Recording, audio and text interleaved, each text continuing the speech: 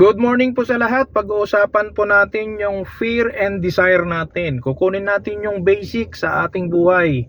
Dahil lahat naman tayo ay financially motivated.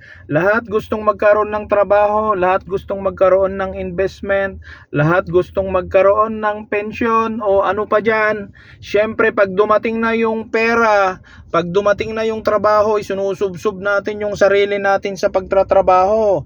Isinusubsob natin yung sarili natin sa pagpapasok ng pera. Pero ang hindi natin nakokontrol yung desire natin.